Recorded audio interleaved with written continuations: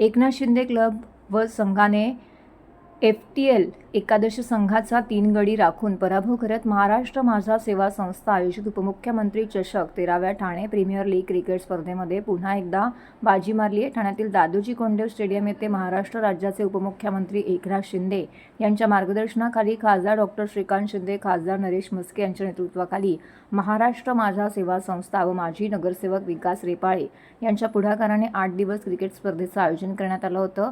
या स्पर्धेचे हे 13वे वर्ष असून मोठ्या उत्साहात ही स्पर्धा संपन्न झाली।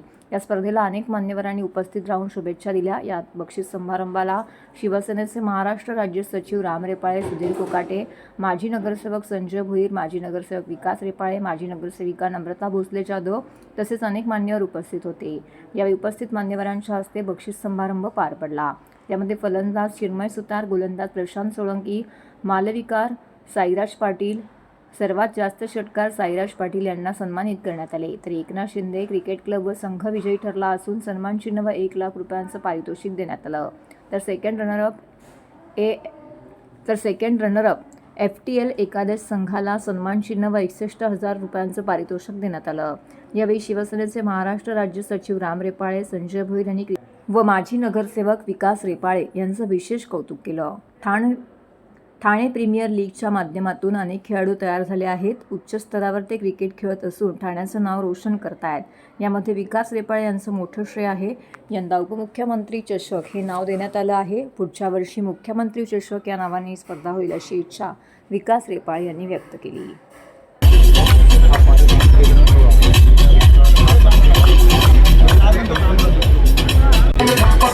सिक्सर लगे तो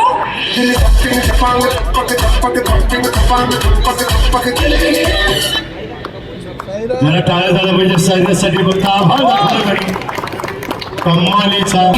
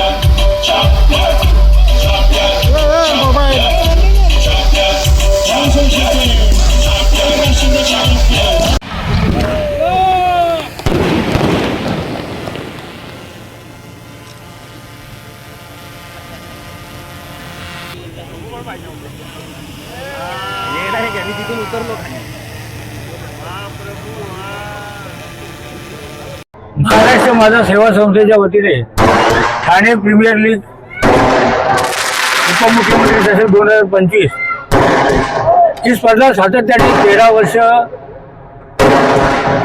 नगरसेवक विकास रेपाळे आणि त्यांचे सर्व सहकारी आयोजित करत असतात।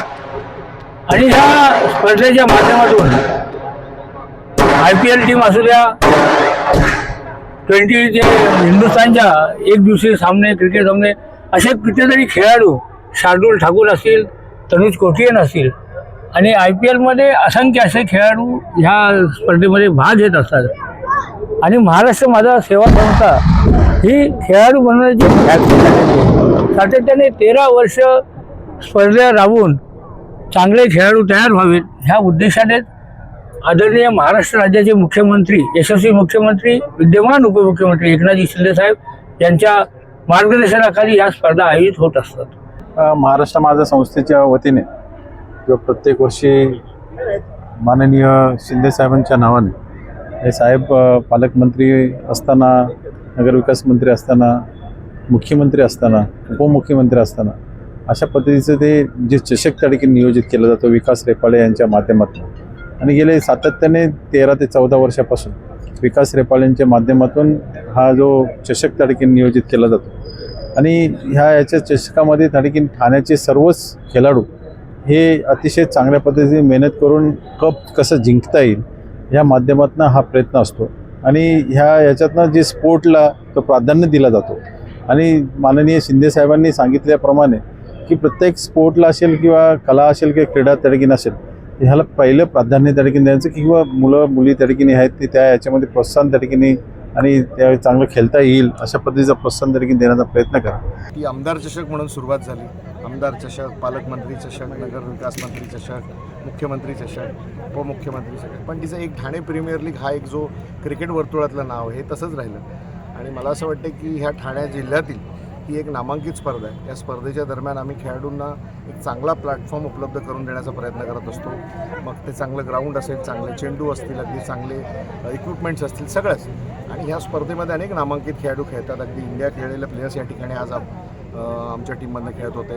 मुंबई रणजी ट्रॉफी खेळलेले, IPL खेळलेले, फॉर्मर IPL, करंट IPL असे अनेक खेळाडू या स्पर्धेमध्ये खेळण्यासाठी उत्सुक असतात. अगदी आवर्जून 6-6, 8-8 महिने अगोदर आम्हाला स्पर्धेत खेळायचं म्हणून हे करत असतात. आणि ही स्पर्धा ही अशीच माननीय नामदार एकनाथ शिंदेसाहेबांच्या मार्गदर्शनाखाली, माननीय डॉक्टर श्रीकांत शिंदेसाहेबांच्या मार्गदर्शनाखाली नावारूपाला येते. आणि खेळाडू म्हणून खेळाला एक देणं या भावनेतूनच आम्ही खेळाडूंसाठी हा करण्याचा प्रामाणिक प्रयत्न करतो आहे. तुम्ही बघितलं असेल फायनलची मॅच अतिशय रोमहर्षक झाली. अतिशय म्हणजे खऱ्या अर्थानं IPLची मॅच बघितल्यासारखा आनंद सगळ्यांनाच या ठिकाणी मिळत होता. आणि मला असं वाटतं की हेच या स्पर्धेचं फलित आहे की एक चांगले दर्जेदार उत्तम खेळाडू या स्पर्धेच्या माध्यमातून ठाणे जिल्ह्यातून महाराष्ट्राला, मुंबईला आणि भारताला मिळो हेच या स्पर्धेचं खऱ्या अर्थानं उद्दिष्ट आहे.